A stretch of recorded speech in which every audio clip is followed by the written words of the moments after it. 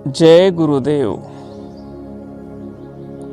मा शास्त्र आणि पुराणाते कोण पुसे हो तेथे, वाचावे सांगावे ज्या मनाधिकाचे हाते, ते मनची निमाले. संत शिरोमणी शिवयोगी मन्मथ माऊली आपल्या परमरहस्य या प्रासादिक ग्रंथातील 7व्या अध्यायातून आत्मतत्वाचं निरूपण करतात. माऊली सांगतात,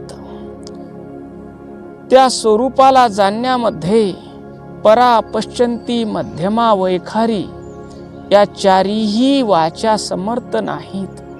जिथं शब्द मौन होतात तिथं आत्मस्वरूप सुरू होतं. जिथं 50 अक्षरापासून वेद लिहिल्या गेले, वर्णमालेतील संस्कृत वर्णमालेतील 50 अक्षर आणि त्या अक्षरापासून वेदासारखे ग्रंथ तयार झाले. ते वेदही नेती नेती म्हणतात. त्या आत्मस्वरूपाचं वर्णन करायला असमर्थ आहेत. येथे माऊली म्हणतात, जिथं वेद असमर्थ आहेत, जिथं चारी वाचा मौनावतात, तिथं शास्त्र आणि पुराणातल्या कथा काय सांगणार आहेत त्या आत्मस्वरूपाचं वर्णन. पुढं माऊली म्हणतात, वाचावे सांगावे ज्या मनाधिकाचे हाते. ग्रंथ वाचावे अशी इच्छा होणे, वाचलेला ग्रंथ प्रवचनातून सांगावं अशी इच्छा होणे, ज्या मनालाही इच्छा होते ते मनच जिथं थांबतं, जिथं लीन होतं, तिथून आत्मस्वरूपाची अनुभूती सुरू होते, अनुभूती येते, असं माऊली या ओवीच्या माध्यमातून सांगतात. आता या ओवीचं आपण थोडं आध्यात्मिक चिंतन करू. अध्यात्मामध्ये मनाला आरसा मानलं जातं. जोपर्यंत आरसा आहे तोपर्यंत त्यात प्रतिबिंब दिसतं. मनामध्ये वासना, विचार आणि जगताचं प्रतिबिंब उठतं. पण जेव्हा साधक सद्गुरूच्या चरणावर श्रद्धा ठेवतो आणि वचनावर विश्वास ठेवतो आणि सद्गुरूच्या उपदेशाप्रमाणे नित्य इष्टलिंग पूजा करतो, जप करतो, शिवाय नमा नामस्मरण करतो आणि भक्ती करता करता, नाम घेता घेता साधनेच्या उच्च शिखरावर पोहोचतो.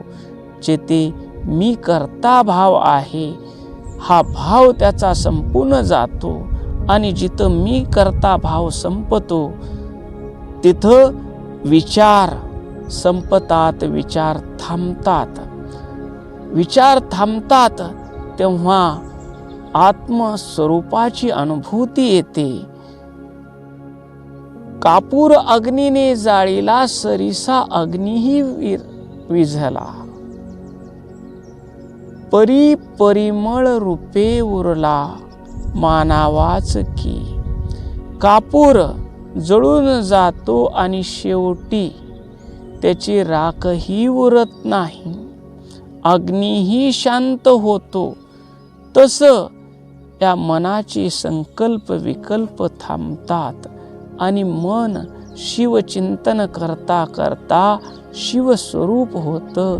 शिव मी नामस्मरण करत आहे हा भावही त्याचा गळून जातो. यालाच शास्त्रामध्ये मनोविलय, मनोनाश, उन्मन्य अवस्था म्हणतात. माऊली म्हणतात, एखाद्या गावाला जायचं असेल तर नकाशाची आवश्यकता असते. आपण प्रवासासाठी निघालो, यात्रेसाठी निघालो तर मोबाईलमध्ये मॅप लावतो, नकाशा लावतो आणि त्या नकाशानं मोबाईलवर जसा रस्ता दाखवलो, डावीकडे वळा, डावीकडे वळतो, उजवीकडे वळा, उजवीकडे वळतो, सरळ चला, सरळ चलतो. पण आपण ज्या प्रवासाला निघालो आहोत त्या गावात पोहोचल्यानंतर त्या नकाशाची आपल्याला काही आवश्यकता असते का? तो नकाशा जे दाखवतं तो मोबाईल आपण खिशात ठेवतो. तसंच ही शास्त्र, पुराणे ही परमेश्वराच्या गावाचा नकाशा आहेत. जोपर्यंत आपण पोहोचत नाही तिथपर्यंत ते त्याचं मार्गदर्शनाचं काम करतात. पण एकदा त्या आत्मस्वरूपात विलीन झालो की तिथं शास्त्राची, पुराणाची, वेदाची, आगमाची, निगमाची कशाचीही गरज उरत नाही. म्हणून माऊली म्हणतात, शास्त्र पुराणा ते कोण पोषे हो जेते. प्रपंचात किंवा सामान्य ज्ञानामध्ये 3 गोष्टी असतात. एक ज्ञाता, ज्ञाता म्हणजे जाणणारा आपण स्वतः. ज्ञेय म्हणजे जाणून घ्यायची वस्तू परमात्मा. आणि ज्ञान म्हणजे जाणण्याची प्रक्रिया, ग्रंथ वाचणे, प्रवचन ऐकणे. जोपर्यंत मनामध्ये हा भेद आहे, मी देवाचा किंवा शास्त्राचा विचार करत आहे, तोपर्यंत द्वैत आहे. पण जेव्हा मन मी नामस्मरण करतो आहे हेही विसरून जातं आणि केवळ नामस्मरण उरतं, त्यावेळेस हा भक्त देवच होतो. नदी समुद्रामध्ये गेल्यानंतर ती नदी राहत नाही, ती समुद्र रूपच होते. मग तिथं शास्त्र वाचून ज्ञान मिळवणारा मी शिल्लक राहत नाही.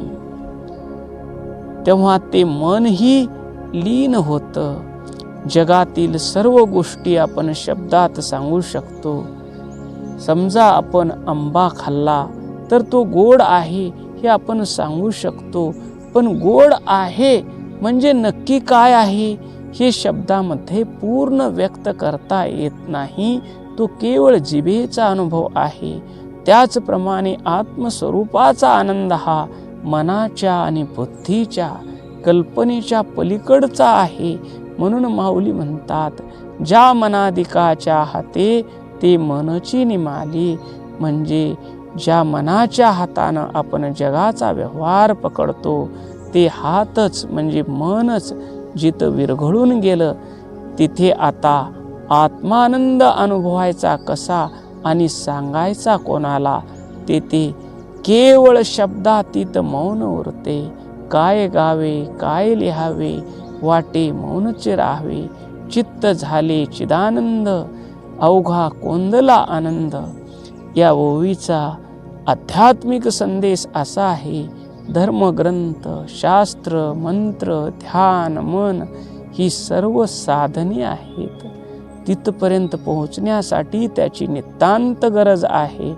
परंतु अंतिम सत्य हे या साधनाच्या पलीकडचं आहे. जेव्हा तुम्ही स्वतः त्या सत्याशी एकरूप व्हाल, तेव्हा तुमचे मन, तुमचं मीपण आणि सर्व शास्त्रे एका संत अथांग शांततेत विरून जातील. तो अनुभव बौद्धिक नसून स्वस्वरूपाचा आहे, स्वतःहून राहण्याचा आहे, स्वतः आत्मानंदात रममान होण्याचा आहे.